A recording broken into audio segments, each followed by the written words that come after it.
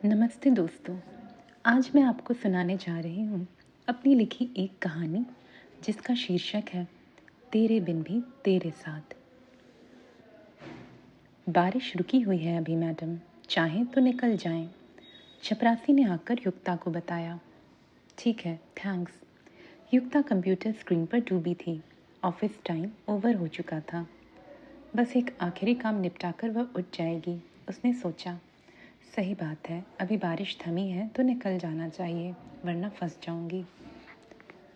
5 minute बाद युक्ता office से निकली। तब एकदम हल्की बूंदाबांदी हो रही थी। 2 ऑटो चेंज करना पड़ता था उसे घर जाने के लिए।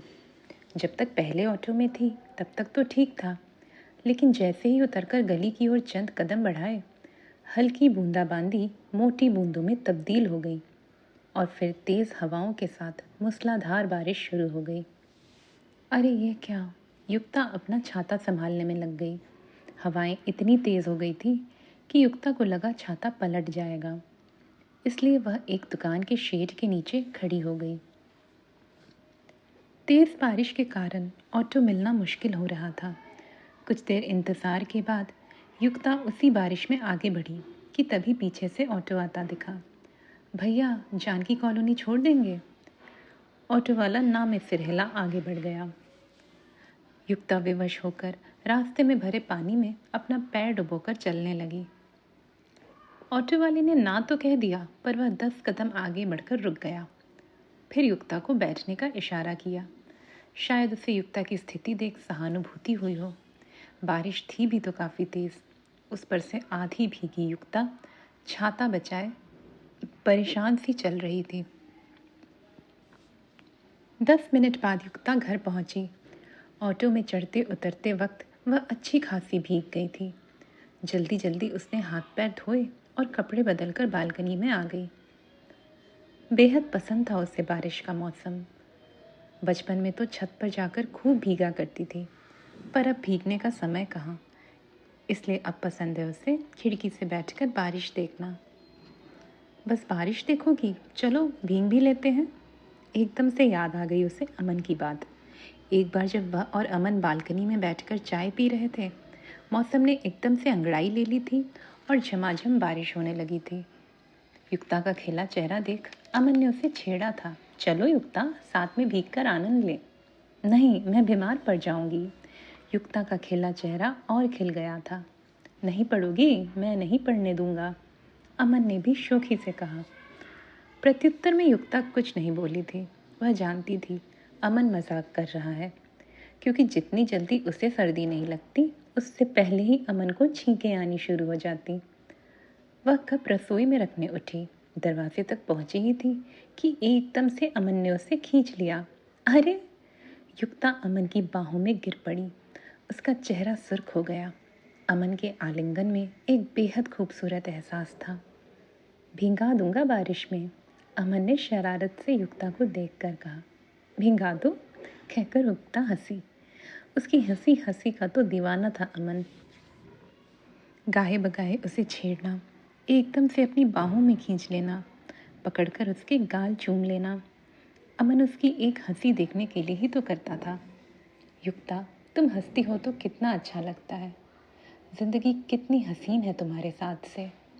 मैं तुम्हें आजीवन हंसते हुए देखना चाहता हूँ, अमन हमेशा यह बातें दोहराता। लेकिन नियति को कुछ और ही मंजूर था। अमन के साथ हमेशा खेली हुई युक्ता उसके अचानक चले जाने से बुरी तरह टूट गई। दिन, महीने, साल, कई साल लग गए उसे। रोते रोते एक दिन आंसू सूख गए, पर दिल का दर्द कम नहीं हुआ। चाहे कुछ भी कर लेती, हजारों की भीड़ में वह तन्हा थी, अपनों के बीच पराई सी थी। चाहे कितना भी खुद को व्यस्त कर लेती, अमन की यादें उसे झकझोर कर रख देती। अमन का वह आखिरी फ़ोन कॉल युक्ता के लिए एक डरावना ख्वाब बनकर रह गया। उस दिन ऑफिस में काफ़ी काम था। युक्ता अमूमन अपना फ़ोन सामने डेस्क पर ही रखती थी, लेकिन उस दिन उसका डेस्क फाइलों से भरा था, इसलिए उठाकर फ़ोन ड्रॉअर में डाल दिया था। हालांकि उसने थोड़ी देर बाद फ़ोन में अमन के 2 मिस्ड कॉल देखे थे, पर उसने सोचा पहले काम निपटा ले, फिर बाद में कॉल बैक कर लेगी। आधे घंटे बाद जब अमन को रिंग किया तो फ़ोन आंसर ही नहीं हुआ।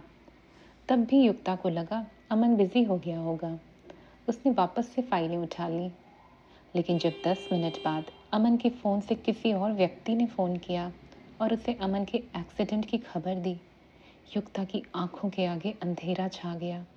उसका सिर घूमने लगा और चक्कर खाकर वह अपनी कुर्सी से गिर पड़ी। युक्ता को कुछ भी याद नहीं, आगे क्या हुआ, कैसे हुआ, कब वह हॉस्पिटल पहुंची, कब बुरी तरह से जख्मी अमन को उसने देखा और कब उसी अमन की फूलों से सजी अर्थी देखी। सच पूछा जाए तो युक्ता को कुछ मालूम नहीं। वह तो बार बार अपना मोबाइल उठाकर अमन को रिंग करती जा रही थी। अमन, अमन, फ़ोन क्यों नहीं उठाते, चिल्लाती जाती। घर परिवार के लोगों ने संभाला उसे। तकरीबन 1 महीने तक जब वह फ़ोन करती ही रही, तब उसकी बहन ने उसका मोबाइल ही उससे छीन लिया था। बदहवास सी युक्ता अपनी बहन पर चीखती जाती। अंततः घर वालों की समझ से युक्ता को मनोचिकित्सक के पास भी ले जाया गया था। इन सारी प्रक्रियाओं से गुजरते गुजरते समय के साथ युक्ता खामोश हो गई। अब अपने भीतर का दर्द भीतर ही रखना सीख गई थी। उसकी पीड़ा में मलहम का काम किया था उसकी दोस्त शेफाली की बातों ने। जब सब उसे अमन को भूलकर आगे बढ़ने की सलाह देते, तब शेफाली ने समझाया था कि अमन को एक मीठी याद की तरह जियो, उसे भूलना क्यों है। वह तुम्हारी जिंदगी का हिस्सा था, है और रहेगा। उसे अपनी आत्मा में बसाओ और उसके साथ जियो। लोग कहेंगे कि उसे भूलकर आगे बढ़ो, लेकिन मैं कहूँगी कि तुम उसे लेकर आगे बढ़ो। युक्ता भी यही चाहती थी। वह अमन को कभी भूलना नहीं चाहती थी। जब जब उसके घर वाले दूसरी शादी की बातें करते, तब तब युक्ता का जी नफरत से भर उठता। मैं अमन की ब्याहता हूँ और आजीवन रहूँगी। भगवान ने भले ही उसे मुझसे छीन लिया, पर मेरे दिल से उसे कोई नहीं निकाल सकता। अमन मरा नहीं है, अमन मुझ में सिमट गया है, युक्ता चीख चीख कर कहती। धीरे धीरे घर वालों ने उसे दूसरी शादी के लिए फोर्स करना छोड़ दिया। इसी बीच युक्ता का ट्रांसफ़र हो गया। चाहती तो एक रिक्वेस्ट देकर वह रुकवा सकती थी, पर युक्ता की भी मर्जी थी दूसरे शहर में जाकर एकांत में रहने की। डिंग डोंग, कॉलबिल की आवाज़ से वर्तमान में लौटी युक्ता। दीदी, मैं बहुत देर से बेल बजा रही थी। सामने उसकी कामवाली रीना खड़ी थी। हाँ, मैंने ईयरफोन लगा रखा था, सुनाई नहीं दिया, युक्ता सकपकाकर बोली। क्या दीदी? रीना जल्दी जल्दी रसोई में घुस गई और जूठे बर्तन उठा उठा कर सिंक में डालने लगी। युक्ता वापस आकर बेड पर लेट गई। बारिश अभी भी थमी नहीं थी। वह फिर से अमन की याद में खो गई। कब उसकी आंख लगी उसे पता ही नहीं चला। युक्ता जब सुबह सोई ही रहती थी और अमन की नींद खुल जाती थी, तब वह उसे निहारते निहारते उसके होठों को चूम लिया करता था। युक्ता का चेहरा बासी होने के कारण वह करवट बदलकर अवॉइड करना चाहती थी, पर अमन उसे खींचकर चूम ही लेता। वह कितना कहती, अमन छोड़ो, चेहरा धुला नहीं है, पर अमन को इन सब से क्या मतलब। उसके लिए युक्ता से ज़्यादा खूबसूरत कुछ नहीं था। फिर युक्ता के चेहरे पर भी एक मीठी सी मुस्कान तैर जाती और वह अमन के सीने में अपना चेहरा छुपा लेती। अमन उसके बाल सहलाते हुए फिर से सुला दिया करता था। दीदी, रीना की तेज़ आवाज़ से युक्ता की नींद खुली। हड़बड़ाती हुई उठी। दीदी, बस दरवाज़ा बंद कर लो अंदर से, मैंने खाना बनाकर रख दिया है, खा लेना ज़रूर। रीना उसे हिदायत देती चली गई। युक्ता उठी और अनमनी सी अपने कामों में लग गई। बारिश रात में थम गई थी। आसमान से बादल भी धीरे धीरे छट रहे थे, पर मौसम सर्द था। सूरज निकलने का कोई आसार नहीं लग रहा था। खिड़की की हवा से रूम ठंडा हो गया था। युक्ता की नींद भी ठंड लगने के कारण टूट गई। अमन, मुझे ठंड लग रही, युक्ता नींद में बोली। जब ठंड उसी तरह लगती रही, तब उसकी नींद पूरी तरह से टूट गई। खिड़की खुली होने के कारण हवाएं तेजी से अंदर प्रवेश कर रही थी। युक्ता कुछ देर शून्य में देखती रही, फिर अपने सिरहाने रखा अमन का फोटो फ्रेम उठाया।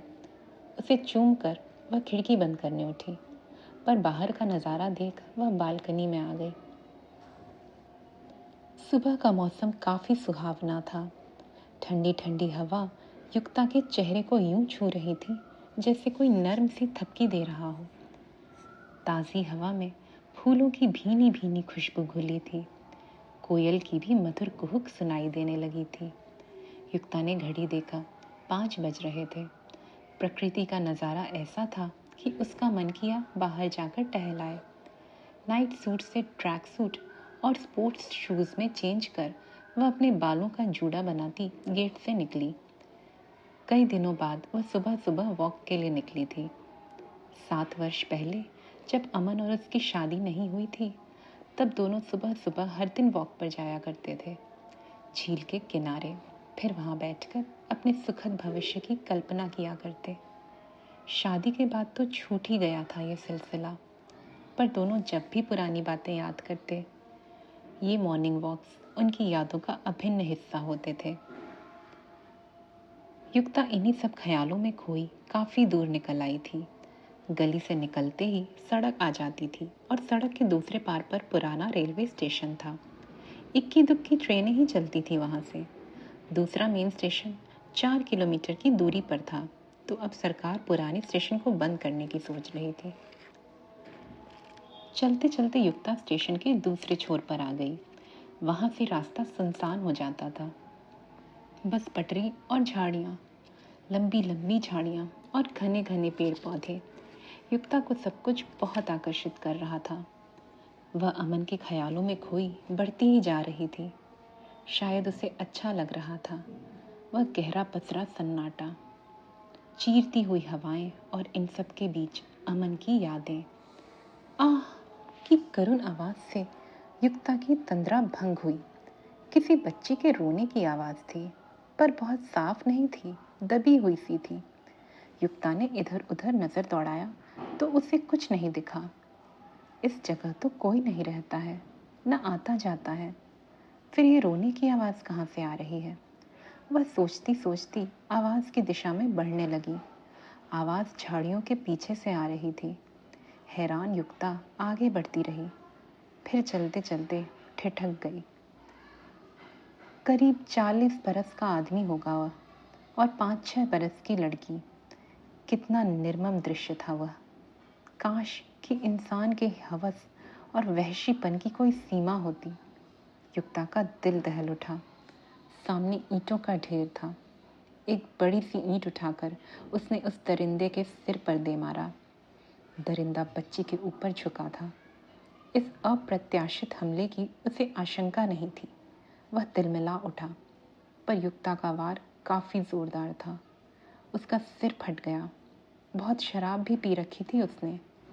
वह पीछे मुड़ा। युक्ता उसकी खून से लाल आंखें देखकर सिहर उठी। उसने जैसे ही युक्ता को पकड़ने के लिए हाथ बढ़ाए, शराब और चोट के असर से उसका सिर घूम गया और वह लड़खड़ा कर गिर पड़ा। युक्ता ने आव देखा ना ताव, उसी ईंट से 2-3 प्रहार और कर डाले। आदमी जब बेसुध हो गया, युक्ता ने बच्ची को उठाया, उसके कपड़े समेटे और दौड़ पड़ी। बच्ची की हालत ठीक नहीं थी। युक्ता ने ऐन मौके पर आकर उसे बचा तो लिया था, लेकिन उसके शरीर पर जगह जगह चोट के निशान थे। खून भी बह रहा था और शरीर तो इतना कांप रहा था कि युक्ता से चलते नहीं बन रहा था। लेकिन उसने हिम्मत नहीं हारी। पूरे वेग से बच्ची को सिमटाए वह दौड़ती ही रही।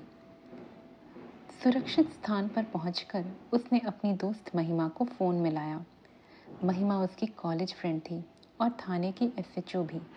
हाँ युक्ता, महिमा उन्नीदी थी, पर युक्ता का फ़ोन तुरंत उठाया। ठीक है युक्ता, मैं अभी आती हूँ, महिमा ने तुरंत जवाब दिया। महिमा के आने के बाद पहले तो युक्ता उस बच्ची को लेकर हॉस्पिटल गई। बच्ची सही सलामत थी, कोई भी अंदरूनी चोट नहीं लगी थी। प्राथमिक उपचार और कुछ टेस्ट वगैरह किए जाने लगे। युक्ता, कुछ फाइल्स और रिपोर्ट्स चेक करने होंगे, तुम घर चली जाओ, मैं इस लड़की को थाने ले जाती हूँ। कोशिश करती हूँ कि इसके घर वालों का कुछ पता चल पाए, महिमा ने कहा। मैं भी चलूँगी। जब युक्ता किसी तरह नहीं मानी, तब महिमा उन दोनों को लेकर थाने पहुंची। कांस्टेबल ने 2 दिन की सारी रिपोर्टिंग दिखाई। ज़्यादा मेहनत नहीं करनी पड़ी। आश्रय नाम के अनाथालय से गुमशुदगी की रिपोर्ट दर्ज थी, बच्ची की तस्वीर के साथ। जब ये लड़की उठ जाएगी, मैं इससे कंफर्म कर लूँगी, महिमा ने बच्ची की ओर इशारा किया। दवाइयों और इंजेक्शन के असर से वह बच्ची युक्ता की गोद में सो रही थी। युक्ता बार बार उसका चेहरा सहला रही थी। युक्ता, तुम जाओ, क्या ऑफिस नहीं जाओगी? घर जाकर आराम करो और कोई भी परेशानी हो तुरंत मुझे कॉल करना, महिमा ने युक्ता को ज़बरदस्ती घर भेजा। पुलिस स्टेशन से बाहर निकलकर युक्ता चंद कदम आगे बढ़ी। मैडम, ऑटो, कहकर 2-3 ऑटो वाले रुके। युक्ता का चेहरा सफ़ेद पड़ा हुआ था। उसके हाथ पैर थरथरा रहे थे। बार बार वह निर्मम दृश्य उसकी आंखों के आगे तैर रहा था। एक एक कदम आगे बढ़ाना मुश्किल हो गया था। फिर भी न में सिर हिला, वह उसी तरह चलती रही। सुबह के 9 बज गए थे। सड़कों पर गाड़ियों और लोगों का आवागमन बढ़ गया था। युक्ता चुपचाप आगे बढ़ रही थी, पर पैर जैसे उठ ही नहीं पा रहे थे। मोड़ तक आते आते वह एकदम से रुक गई। 5 मिनट तक वहाँ पड़ी पत्थर की मूर्ति को निहारती रही। लाल टीका लगाकर और फूल मिठाई का भोग चढ़ा एक स्त्री पूरी तन्मयता से उस पत्थर को पूज रही थी। मैडम, ऑटो, एक ऑटो वाला फिर आ गया। चलिए, युक्ता ने बैठते हुए कहा। महिमा, युक्ता की आवाज़ से महिमा चौंक गई। उसने अनाथालय की संचालिका को बुला रखा था और पूछताछ में लगी थी। बच्ची को दोपहर में ही अगवा कर लिया गया था। रात तक जब उसका पता नहीं चला तो संचालिका उषा शर्मा ने थाने में रिपोर्ट दर्ज करा दी थी। बच्ची उठकर बैठी हुई थी, पर अभी भी कुछ बोलने की स्थिति में नहीं थी। जब युक्ता अंदर आई तो अपनी उदास आंखों से वह उसे देखने लगी, पर बोली कुछ नहीं। क्या हुआ युक्ता, एनी प्रॉब्लम? महिमा ने संशय में भरकर पूछा। महिमा, मैं इस बच्ची को अडॉप्ट करना चाहती हूँ। क्या मैं कर सकती हूँ, प्लीज़? युक्ता की बात सुन सबके कान खड़े हो गए। युक्ता, तुम अभी ये सब मत सोचो, महिमा ने समझाना शुरू ही किया था कि उसकी बात काटकर युक्ता ने बहुत दृढ़ता से कहा, मैंने फैसला कर लिया है। चाहे जो भी हो जाए, मैं पीछे नहीं हटूंगी। मुझे बस तुम्हारी सहायता चाहिए। उसके बिना शायद यह संभव ना हो पाए। बात पूरी होती उससे पहले ही युक्ता की आंखों में आंसू छलक आए। कब से सूखे थे वे आंसू, जैसे बस एक और मौका तलाश रहे हों। महिमा, क्या इस बच्ची को मैं अपना और अमन का नाम दे सकती हूँ?